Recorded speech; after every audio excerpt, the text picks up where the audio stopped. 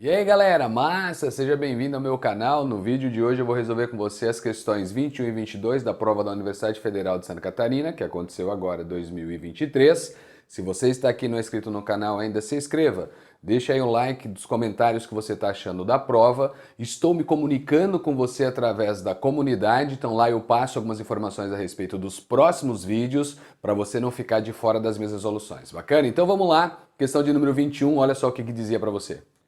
Determine a soma dos números associados às proposições corretas e transfira o resultado para o cartão resposta. A afirmação 01 da primeira questão diz o seguinte para você, ó. Por medida de segurança, a administradora de um aplicativo envia por SMS aos seus usuários um código de 6 algarismos distintos. Se os códigos devem ser iniciados com o algarismo 8, então o número máximo de códigos distintos que podem ser criados é maior do que 15.000. Galera, aqui nós temos uma questão simples da análise combinatória que trabalha com o princípio fundamental da contagem. Vamos começar a brincadeira. Questão de número 21, item 01, que diz para você sobre códigos que serão enviados através do SMS. E aí você tem esses códigos sendo formados por 6 algarismos distintos. A condição do texto diz o seguinte para você. Esses códigos irão ser iniciados com o algarismo 8. Então você tem o 8 sendo o início de tudo. Como os algarismos não podem se repetir, dos 10 que eu tenho à disposição, sobra para nós 9 para eu colocar no próximo espaço. Coloquei um destes 9, ele sai da lista, sobra para nós 8 situações. Bacana. Coloquei um destes 8, sobram para nós 7 e assim por diante. Princípio fundamental da contagem. Então nós temos no total 9 possibilidades para o próximo algarismo, 8 possibilidades para o próximo, 7 possibilidades para o próximo, 6 possibilidades para o próximo e 5 possibilidades para o último. O que nós temos que fazer é multiplicar essas possibilidades para chegar a essa conclusão. Legal? Então, nesse contexto, o total de códigos que podem ser enviados para nós, distintos, no máximo, será dado por 9 vezes 8, 72, que vai multiplicar 7 vezes 5, 35 vezes 6, vai dar 210, e 210 vezes 72, quando você faz essa multiplicação, você chega em 15.120. Então nós temos um total de 15.120 códigos. A afirmação diz para você o quê? Que teremos mais que 15.000. Então o primeiro item, ele é um item verdadeiro. O primeiro item verdadeiro dessa questão é o item de número 01, princípio fundamental da contagem, uma questão teoricamente tranquila. Bacana? Mas vamos lá, item 02, olha o que ele fala para você. No desenvolvimento do binômio 2x mais 3y elevado a 4, o coeficiente do termo cuja parte literal é x² e y² é 108.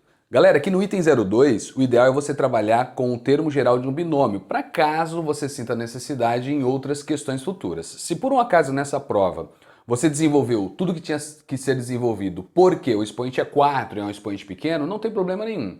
Mas qual é a ideia da questão? Vamos lá. Item 02. É você olhar para o binômio e lembrar das características que nós temos para o seu termo geral. Então o binômio foi dado como sendo 2x mais 3y, e isso está sendo elevado à quarta potência. O que nós sabemos a respeito dos binômios? Cara, o expoente diz para você a quantidade de termos que você tem nesse desenvolvimento. Se o expoente é 4, significa que no desenvolvimento você vai ter 5 termos. E aí esses termos, tradicionalmente nós chamamos do quê? TP mais 1, onde o P mais 1 implica na posição desse termo. Então eu tenho o termo de posição 1, eu tenho o termo de posição 2, tenho o termo de posição 3, tenho o termo de posição 4 e tenho o termo de posição 5. Eu não sei até esse momento qual é a posição do termo que ele se refere, que nós temos que olhar o seu coeficiente, onde a parte literal é x² e y². Então nesta ideia, o ideal é você trabalhar com essa relação, que diz assim, ó, a relação do TP mais 1 fala de um número binomial NP, que vai multiplicar alguém que nós chamamos de A elevado a N menos P, que vai multiplicar um B elevado a P. Bel, o que são esses valores? O que é o N, P, B, que eu não lembro direito dessa historinha? Bom, vamos lá na magia. Este binômio que está sendo representado para você no item 02, ele tem essa lei de formação. A mais B elevado a N. Então você já sabe de onde buscar o N, de onde buscar o A e de onde buscar o B. O P nós não sabemos porque eu não tenho a posição. Eu não sei no desenvolvimento qual vai ser a posição dele. E alguns pré-julgamentos para alguns binômios são equivocados. Então cuidado com uma análise que é feita, tá, Bel? Vou começar no expoente 4, vou diminuindo, eu sei que ele é tal posição. Alguns binômios isso acaba não dando certo, tá? Então tome cuidado com isso. Para eu não correr o risco de dar uma resposta errada para você, o que eu vou fazer? Usar a lei de formação do termo geral de um binômio, que diz isso. Quem é a posição? Não sei, então não sei o valor do P. Bacana. O que eu sei a respeito do N? Ele vale 4. Então nós temos 4P como número binomial vezes. Quem é o nosso primeiro termo? É o que eu chamei de A, 2x. Então escrevemos 2x que tem que ser elevado ao expoente 4 menos P, vezes o que eu chamei de B, o segundo termo, que é o nosso 3y. Então você tem 3y que tem que ser elevado a P. Até aí tudo bem. Agora, qual é a afirmação do item? Ele diz para você sobre o coeficiente desse termo. O coeficiente é parte numérica. Então, ó a visão ninja. Eu tenho um produto de dois valores onde eu tenho parte literal e parte numérica. Parte literal e parte numérica. Eu vou separar a parte numérica, porque é isso que me interessa. Eu vou escrever primeiro esta parte numérica, tudo junto, porque a multiplicação, a ordem não importa. Então eu só vou associar aquilo que o item falou para você. Então o tal do TP mais 1, ele é dado como sendo o número binomial 4P, que vai multiplicar. Agora surgiu a magia. O 2 vai ser elevado a 4 menos P. Então 2 elevado a 4 menos P, vezes o 3 vai ser elevado a P, então 3 elevado a P, e agora sim vem a parte literal. O expoente do x é 4 menos P, e o expoente do y é o nosso P. Recomendação que eu dou aqui para você em casos de binômios diferentes desse item. Esse item é até lightzinho, a federal não trouxe nenhuma treta para você. Por quê? Nota que o nosso objetivo é analisar um termo, coeficiente, onde a parte literal tem x ao quadrado, então eu preciso que o expoente do x seja 2, e eu preciso que o expoente do y também seja 2. Então nessa análise, olhando para o item 0,2, nós temos a certeza que para o expoente ser 2, o p tem que ser 2, porque 4 menos 2 aí vai dar o 2. Ah, Bel, e coincide aqui também? Sim, porque senão esse cara não existiria. Suponha-se que o expoente do x desse p igual a 2 e o do y desse diferente de 2, significa que, primeiro, o termo que ele está perguntando sobre o coeficiente ele não existiria no desenvolvimento. Então tem que bater as informações para todos os lugares que essas letras aparecem. Então se eu disse que aqui o p vale 2, é porque ele também tem que ser, porque senão for ter alguma treta. E você vai verificar que tem porque, ó, 4 menos p vale 2, então tem um valor aceito, porque o p valerá 2, e aqui embaixo é o valor direto. P vale 2. O que a gente pega é a intersecção dos valores, ou seja, é o comum. E o comum é o 2. Pronto, bacana, terminei a questão. Legal? Então só para eu separar aqui para você, qual é a ideia dando continuidade? Sabendo agora que o P vale 2, estamos lidando com o terceiro termo. O tal do T3 vem do P sendo substituído por 2, implica em posição no desenvolvimento. Número binomial 4P, que eu já sei que vale 2, vezes 2 elevado ao quadrado, porque eu já sei que o P vale 2, vezes 3 elevado ao quadrado, porque eu já sei que o P vale 2, e você vai ter ali o x ao quadrado, y ao quadrado, que era o nosso objetivo. Nosso objetivo era chegar nesse cara que está aqui para analisar o nosso coeficiente. E o coeficiente, parte numérica, então nesse contexto, está aqui o que nos interessa. Número binomial, relação da combinação. Então este cara vale para nós 4 fatorial, 2 fatorial, 2 fatorial, vezes 2 ao quadrado, 4, 3 ao quadrado, 9. Este é o nosso coeficiente. Depois eu vou escrever tudo bonitinho para vocês, mas a ideia da resposta é essa daqui. Então o 4 fatorial desenvolve até chegar em um dos dois lá de baixo, então vai ser 4 vezes 3 vezes 2 fatorial. Um dos dois eu desenvolvo, que é 2 vezes 1, o outro 2 eu deixo para simplificar, e isso é vezes 36, que é 4 vezes 9. Bacana? E aí rola as devidas simplificações. Simplifiquei esse brotherzinho com esse brotherzinho. 4 vezes 3 dá 12, divide por 2 dá 6, ou simplifica ali, vai dar tudo na mesma. E 6 vezes 36 é o nosso coeficiente. Então você tem 6 vezes 36, e 6 vezes 36 traz para você como resposta 216. Então, como eu disse, só para melhorar a escrita, o terceiro termo deste desenvolvimento vale para nós 216 x ao quadrado, y ao quadrado. Esse é o terceiro termo do desenvolvimento, que é aquele cara que tem x quadrado e y quadrado e o coeficiente é 216. O que o item diz para você? 108, metade do 216. Então eu sei que o item 02 é o nosso primeiro item falso. Perfeito? Então item falso 02, desenvolvimento. Lembrando o quê? Deixa eu só dar uma separada aqui para não confundir o teu visual. Isso aqui se refere à questão de cima. Mas qual é a ideia? Se vocês quiserem desenvolver isto para literalmente olhar para quem é esse cara, fique à vontade. Só que dependendo da questão, isso acaba passando mais trabalho. Então, conhecer a lei de formação do termo geral de um binômio, para várias questões que envolvem binômios, é legal você utilizar, porque é o caminho mais curto que você tem. Embora você olhe para tudo isso, de repente possa ficar assustado. Relaxa que com o seu treinamento isso se torna algo tranquilo na matemática básica. Perfeito? Então, item 2, falso. Vamos lá, item 4, olha o que ele falava para você. Para o cargo da direção da escola estão concorrendo 2 candidatas A e B. Com base em uma pesquisa realizada recentemente com um grupo de 700 alunos, foi construído o gráfico abaixo, o qual apresenta a preferência dos eleitores por grupos, masculino e feminino. E aí ele apresenta o gráfico para você com os respectivos valores, distinguindo para você quem é masculino e quem é feminino para cada uma das candidatas, incluindo também os brancos e nulos. Aí vamos lá, abaixo da tabela, o que nós temos?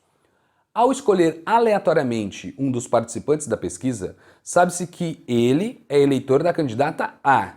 Qual é a ideia que nós temos nesse momento, gente, com essa leitura? O que você observa é que ele foca numa direção, preste bastante atenção nisso. E aí vem a afirmação.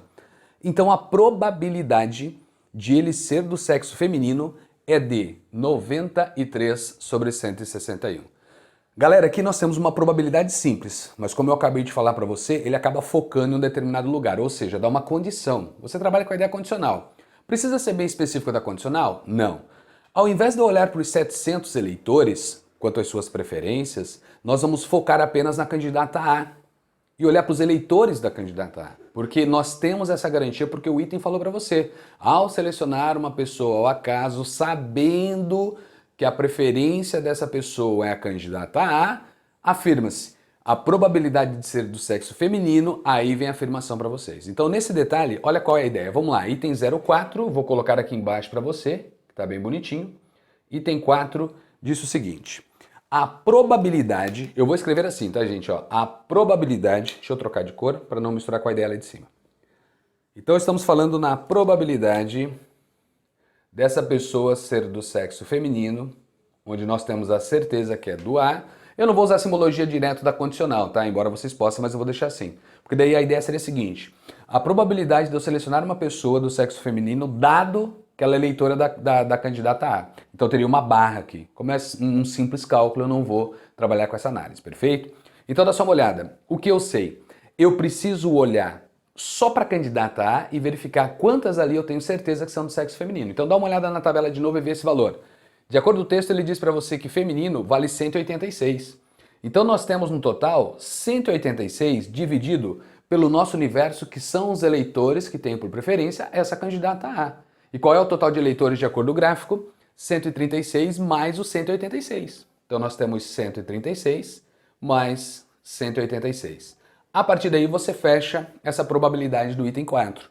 Então, escolhidos, sexo feminino, do universo total da candidata A, que é esse somatório.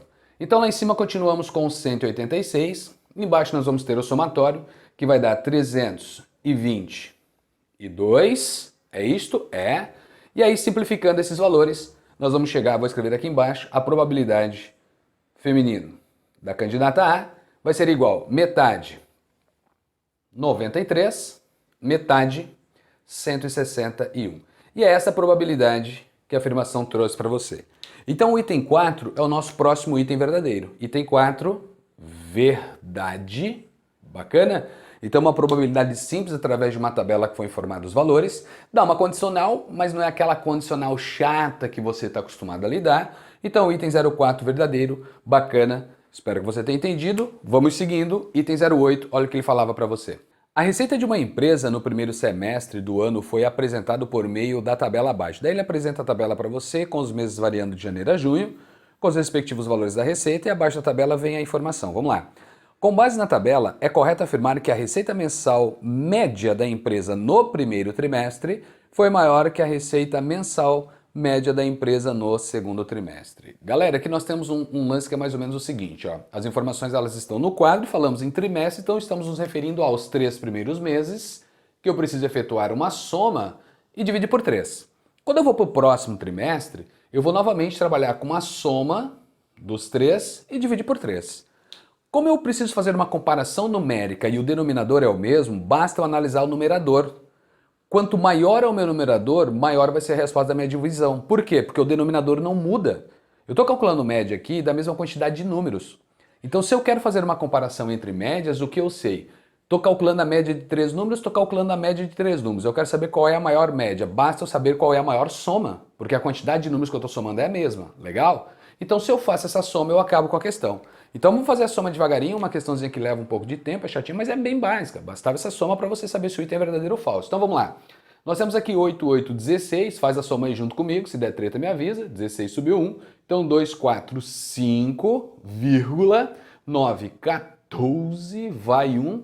Então, 6, 7, 14, 3, 17, vai 1. Nós temos 10, 12, 21, vai 2. E aí nós temos 6, 11, 19, vai 1. E aí 5 e 2, 7. Então, estamos falando em R$ 79.174,56, sendo a receita, o somatório, né, da receita dos 3 primeiros meses, do nosso primeiro trimestre. De forma análoga, a gente faz aqui embaixo. Quando eu olho para o cara aqui de baixo, o que nós vamos escrever? Deixa eu manter a mesma cor. 8, 4, 12, vai 1, e aí nós temos 2, 4 e 3, 7, 1 e 7, 8, massa, 6, massa, 13, vai 1 lá para riba, e aí você tem 6, 7 e 5, 12, vai 1, e aí temos 3, 6, 8. Pronto! O que nós conseguimos constatar? Que se no segundo semestre a soma das receitas que nós temos é maior do que a do primeiro trimestre, então a média do segundo é maior que a média do primeiro.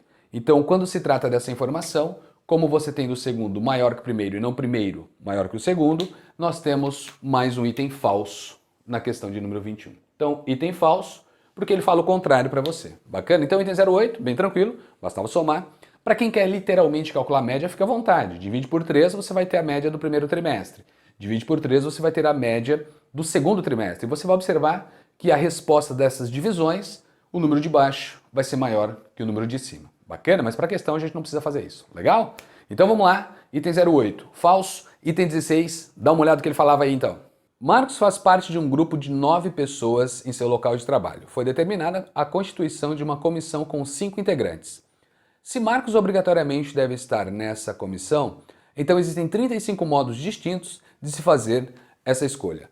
Galera, aqui nós temos uma condição clássica da análise combinatória, eu vou até colocar aqui embaixo para você, ó, nesse item de número 16. O que ele fala para você sobre você montar comissões? E aí tem uma treta que nós colocamos nesse contexto para você lembrar que é comissão rima com combinação.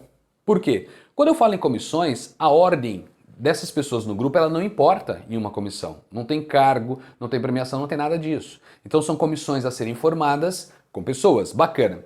De acordo com o texto que eu sei, Marcos deve fazer parte dessa comissão. Então vamos analisar o seguinte, total de pessoas. Eu vou ganhar espaço e tempo com vocês. Nós temos no total 9 pessoas. Perfeito. Destas 9 eu vou montar as comissões. Bacana. Quantas pessoas devem ter nessas comissões? 5. Só que o que eu quero é que Marcos faça parte da comissão. Então, das 9 pessoas, tira o Marcos. O Marcos já vai fazer parte de qualquer jeito, então você não analisa ele. O que você vai analisar? As outras 8 pessoas. Para selecionar quantas? 4, onde a ordem não importa. Então é a combinação, deixa eu colocar aqui, combinação de 8 elementos para agrupar de 4 em 4. E aqui você vai descobrir a quantidade de grupos que você consegue formar. Nesse contexto, então vamos para a relação, 8 fatorial, 4 fatorial, 4 fatorial. Lembrando que são 9 pessoas, grupos de 5. Eu tirei o Marcos do total, tirei o Marcos do grupo, porque eu sei que ele fará parte dessa comissão, certo? Para você ainda que não entendeu a treta, tá aí no detalhe. Então nós temos 8 vezes 7, vezes 6, vezes 5, vezes 4 fatorial, dividido por 4, vezes 3, vezes 2, vezes 1, vezes o outro 4 fatorial. E aí começamos as devidas simplificações. 4 com 4 simplifica. 3 vezes 2 dá 6, simplifica com 6, e esse 8 que está aqui em cima simplifica com 4, que vira 2. Então o que nós sabemos, 7 vezes 5, 35, vezes 2, 70. Então nós temos no total 70 comissões, onde eu tenho a certeza que o Marcos fará parte. Bacana? Então item 16, outro item falso. E aí nessa questão de número 21, o que você já pode observar como gabarito da questão? Tínhamos como verdadeiro a afirmação 1 e a afirmação 4. E aí, nesse contexto, com esses dois itens, fechamos o gabarito da questão de número 21, sendo 0,5. E aí terminamos a nossa primeira questão desse vídeo. Legal? Lembrando, se você não é inscrito aqui ainda, se inscreva, cara. Deixe aí nos comentários se você acertou essa questão. Como que foi? Você teve um parcial? Não teve um parcial? Você que fez a prova? Deixe aí nos comentários. E não se esqueça, estou me comunicando com você na aba Comunidade. Vai lá no YouTube, Comunidade, que lá você recebe as informações que eu vou divulgando para você a respeito dos próximos vídeos, dos próximos comentários que eu venho fazendo. Bacana? Então vamos lá. Feito isso, deixe aí o seu like. Enquanto eu vou fazendo o quê? Vou ler a questão de número 22 e acompanhe comigo. Uma questão aberta. Questão aberta já era a segunda para nós nessa prova. Então 22, olha o que ela dizia. Com a venda de seus imóveis, o Sr. José resolveu fazer um investimento. Ao conversar com o gerente de seu banco, foi informado de que determinado investimento renderia 100% a cada 5 anos, em regime de capitalização composta. Bacana essa informação, capitalização composta. Nessas condições, após quantos anos de aplicação, o montante obtido será igual a 16 vezes o valor investido. Transfira o resultado para o cartão resposta. Galera, aqui na questão de número 22, nós temos uma ideia teoricamente simples da parte financeira, juros compostos. Então, eu vou colocar aqui para você. Questão de número 22, o que eu precisava lembrar para esse contexto? Bom, primeiro passo. A relação do montante e uma aplicação capitalizada a juros compostos é dado para você como sendo o capital que multiplica 1 mais taxa elevado ao período. Então você tem montante, capital, taxa e período. Bacana. Tem algumas tretinhas, tá? Tem ideia da matemática básica que você poderia trabalhar com essa questão. Eu vou usar o conceito da financeira, tá? Depois eu comento sobre a parte da básica, mas o que eu preciso lembrar? O objetivo dessa questão é que o montante, o que você resgata, seja 16 vezes o capital investido. Então olha só, o nosso montante precisa ser 16 vezes o capital. O que o cara informou para vocês é que a cada 5 anos nós temos a capitalização de 100%. Então a taxa nesse contexto ela é de 100% a cada 5 anos quando será feita essa capitalização. Perfeito? Então até aí sem treta nenhuma. E aí o que vale lembrar? Vou escrever aqui para você. Ó. Isto é feito a cada 5 anos.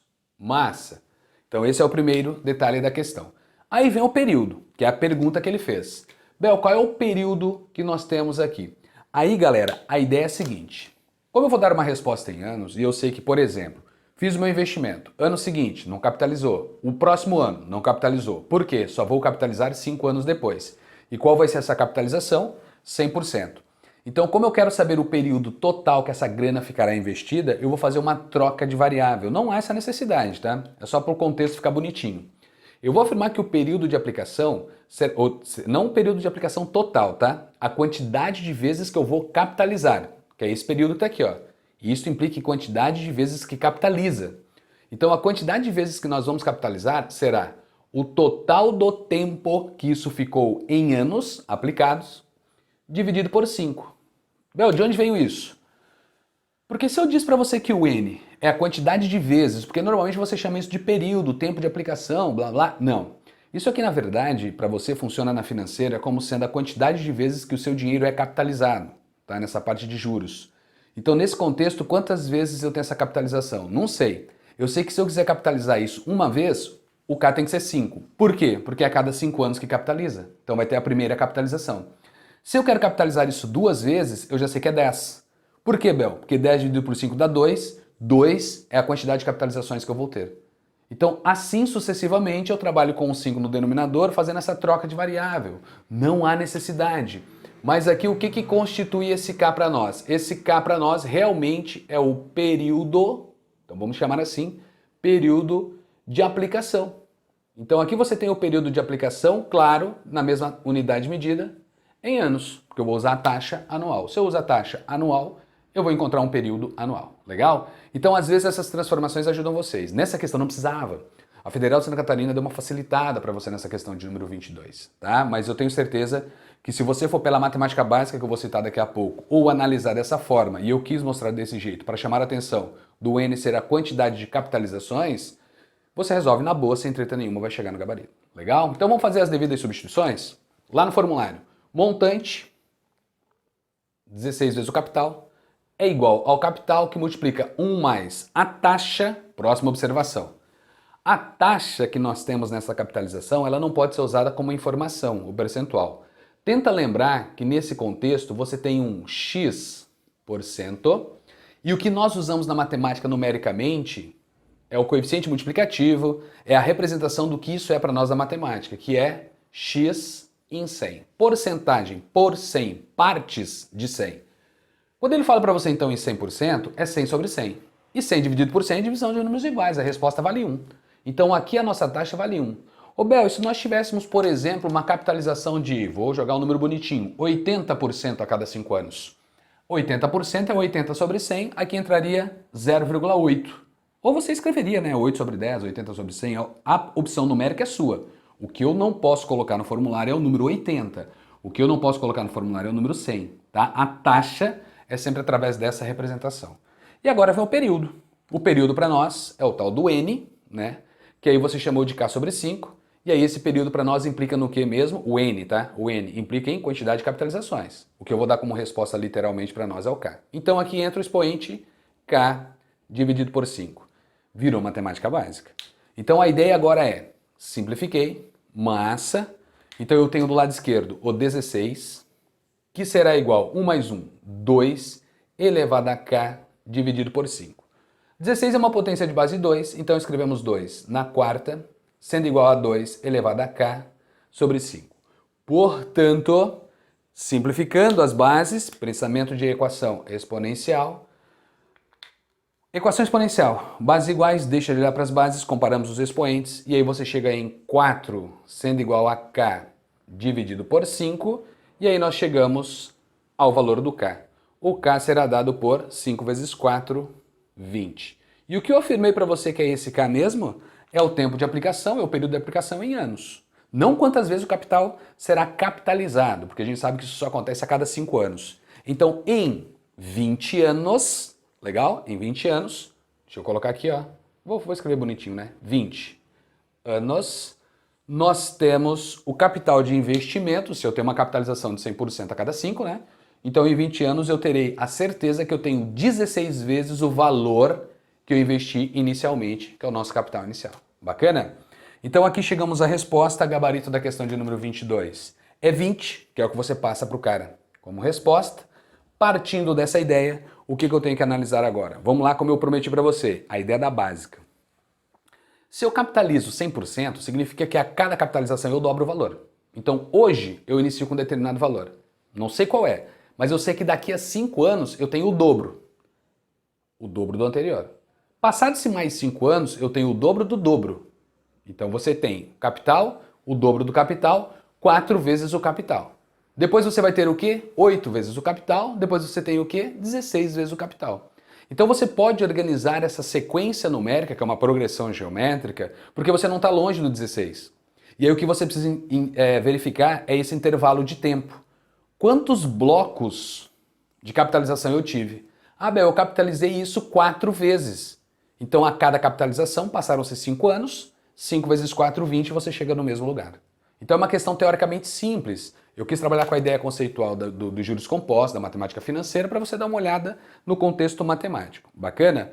E eu espero que você tenha entendido essa questão de número 22. Lembre-se, próximos vídeos, tá? Eu espero você aqui. Curte, se inscreva, tá? Isso me ajuda bastante a continuar fazendo isso para vocês. Lembre-se que é lá na aba comunidade onde eu começo a me comunicar com vocês, então lá eu deixo os meus avisos, os meus recados, o que vai entrar nos próximos vídeos. E claro, eu vou aguardar você para as próximas questões dessa prova da Universidade Federal de Santa Catarina 2023. Bacana? Espero que você tenha entendido. Obrigado pela presença de vocês até aqui. Beijos, abraços, fui!